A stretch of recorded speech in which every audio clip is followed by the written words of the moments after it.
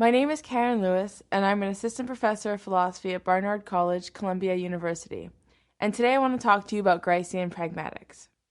Pragmatics is a study of how people use language in real conversations, and in books and emails and other sorts of media of language use.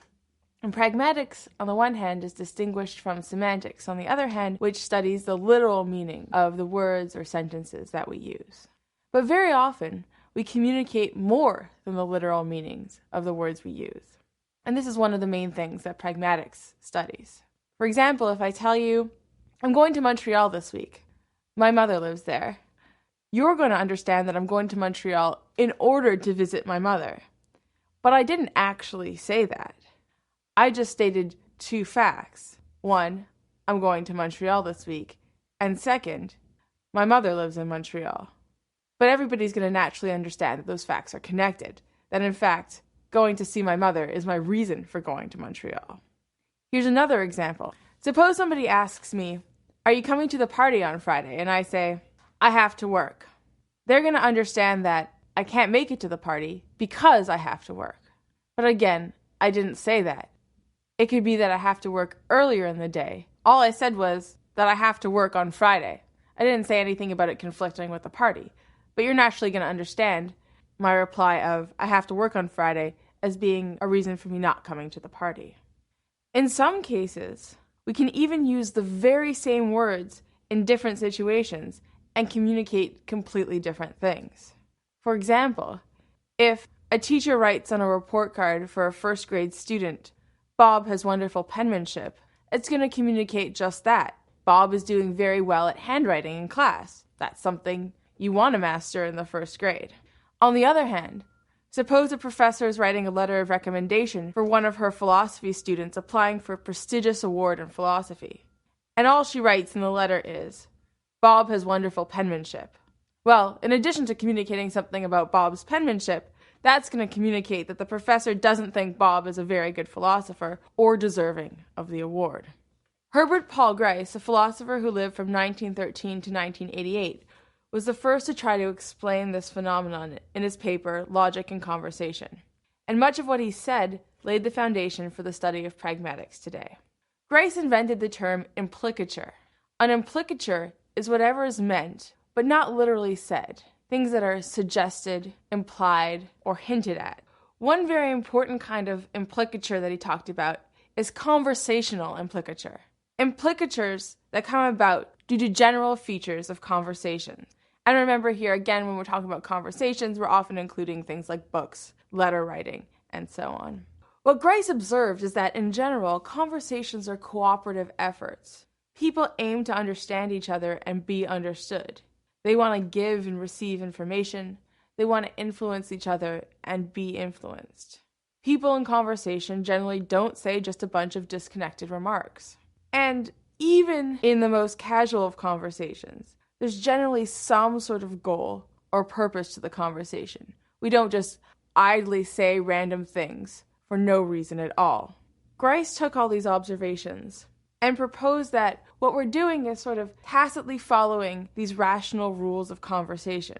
Rational rules are rules that people follow because we're rational creatures, as opposed to, say, conventional rules. So, for example, some countries drive on the left side of the road, and some countries, like ours, drive on the right. That's just a conventional rule. One is not better than the other. But the fact that we follow such rules at all, that we don't just drive in any direction we want, that's a rational rule.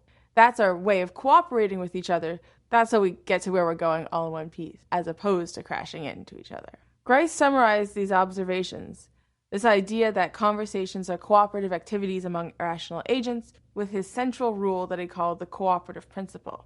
The cooperative principle is, make your conversational contribution such as is required at the stage at which it occurs by the accepted purpose or direction of the talk exchange in which you are engaged. Grice further explained the cooperative principle by giving 4 rules or maxims that people generally follow in conversation. Recall that these rules or maxims are not supposed to be conventional rules that we happen to follow in conversations, but rules that govern rational cooperative activity in general. The first is the maxim of quantity. Make your contribution as informative as is required for the current purposes of the exchange, and do not make your contribution more informative than is required. For example, if we're talking about going to see a movie tonight and we're trying to decide what movie to see, and you ask me, okay, what's playing? Following the first part of the maxim of quantity, I should make my contribution as informative as is required. And this just seems perfectly rational. I'm going to read you, say, all the times of the movies at our local theater tonight, as opposed to just reading you the time of one movie that's playing. But I'm also going to follow the second maxim of quantity. Do not make your contribution more informative than is required. I'm not, for example, going to tell you the times of all the movies playing across the entire country. Even though in some sense that's an answer to your question of what movies are playing tonight, it's more informative than is required by the conversational purpose. In the same way, this is the sort of rule we follow in lots of cooperative activities. So for example, if we're fixing a car together and you need 4 screws to screw in the next piece, I'm not going to hand you 2 screws, which is not enough, or 6 screws, which is too many. The next maxim is the maxim of quality, which is simply, try to make your contribution one that is true. Do not say what you believe to be false, and do not say that for which you lack adequate evidence. So, back to the movie example. If we're talking about going to see a movie tonight and we're trying to decide what to see, and you ask me what's playing, I shouldn't tell you something that I know is not playing, something I know to be false. Or I shouldn't tell you a certain movie's playing at a certain time if I haven't looked it up yet, if I don't have adequate evidence. Again, this is a rule that we follow in regular cooperative activity outside of conversation. It's just something that rational people, when they're trying to cooperate with each other, will do. For example, if we're trying to bake a cake together and it's time to add the sugar, I shouldn't give you the salt, pretending that it's sugar. The next maxim is the maxim of relation, which is simply be relevant. Say things that are relevant, don't say things that are irrelevant. So again, if we're talking about going to see a movie tonight, I shouldn't start telling you about a good book that I read, unless, of course, I signal a change in conversation. Similarly, if we're trying to bake a cake and it's time to add the sugar, I shouldn't pass you a book or even an oven mitt, even though the oven mitt may be relevant at a later point in the cake making. The final maxim has to do not with the content of what we say, but with the way in which you say it, and that's the maxim of manner. More specifically, Grice says, we should be perspicuous, avoid obscurity of expression, avoid ambiguity, be brief, and be orderly. So, for example, if we're talking again about going to see a movie tonight, and a particular movie's playing at the local theater, I should just say so, namely something like, Movie X is playing at our local theater, and not something like, our local theater will be displaying a series of still images on a reel tonight. If I say something using an odd expression like that, you're going to start thinking I'm trying to communicate something else. Something like, I don't think a real movie's playing at the theater tonight. Similarly, if we're baking a cake together and it's time to add the sugar, I should just directly hand you the sugar. I shouldn't, for example, draw you a treasure map to the sugar. These maxims, together with the cooperative principle, explain how people communicate more than the literal meanings of their words in conversation. People assume, tacitly, that the speaker is obeying all the maxims she can and the cooperative principle. These facts, plus facts about the purpose of the conversation, the context of the conversation, and the general things we know about the world, our world knowledge, allow us to calculate these implicatures, these things that are hinted at, suggested, or otherwise communicated over and above the literal meanings of our words. So let's return to the examples from the beginning and see how Grice will explain how those things get communicated.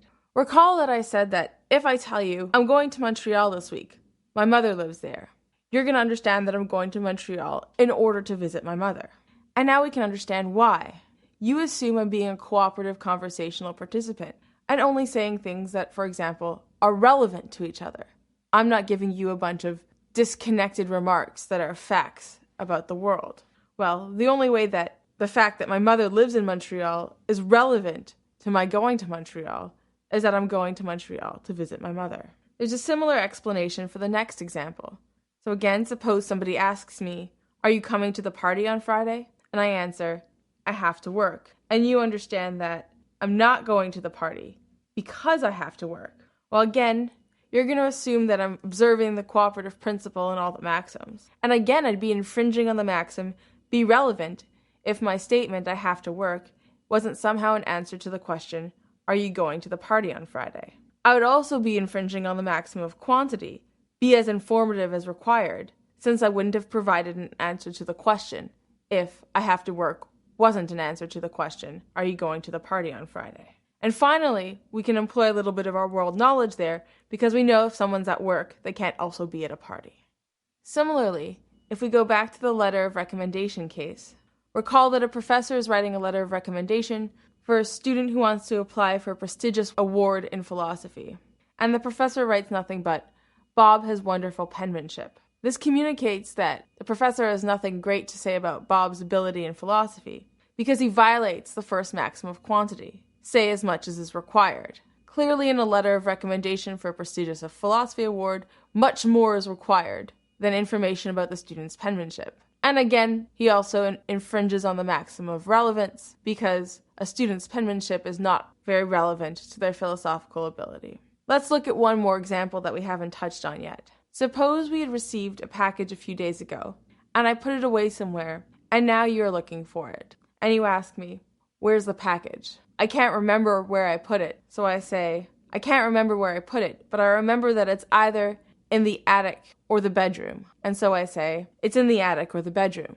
You're going to understand from that I'm not sure where the package is. Why is that? Well, if I knew where the package is, by the first maxim of quantity, I should have told you so. I could have said something more informative. If I knew for sure it was in the attic, saying it's in the attic would have been the appropriate response. But in this case, giving the most informative answer, obeying the first maxim of quantity, clashes with the maxim of quality, which tells me, don't say things that I know to be false, or don't say things for which I lack evidence. Since I don't remember where I put the package, I don't have enough evidence to assert it's in the attic. And so I tell you, it's in the attic or the bedroom. And you understand, again, that I don't know which one. On the other hand, imagine a situation in which we're playing a game of treasure hunt, and you're looking for a package that I've hidden. You're having a very, very hard time succeeding at this game, and so I give you a hint to help you out. I say, the package is in the attic or the bedroom. These are the same words I used in the last scenario. The same words that in the last scenario communicated that I didn't know where the package was. But in this case, given that our conversational purpose is different, we're on a treasure hunt, and I have a reason for telling you something less informative. It doesn't communicate that I don't know where the package is. So again, in this case, the maxim of quantity tells me to tell you something less informative, because for our conversational purpose, the amount of information that's required is something that's less than maximally informative. Something that gives you a hint at where the package is, but doesn't tell you exactly where it is. So again, I've used exactly the same words, but this time by saying the package is in the attic or the bedroom, I haven't communicated to you that I don't know where it is. So in all, we can see that by appealing to the fact that conversations are cooperative activities among rational agents, we can explain how so much gets communicated without thinking that our words themselves actually mean different things in different contexts.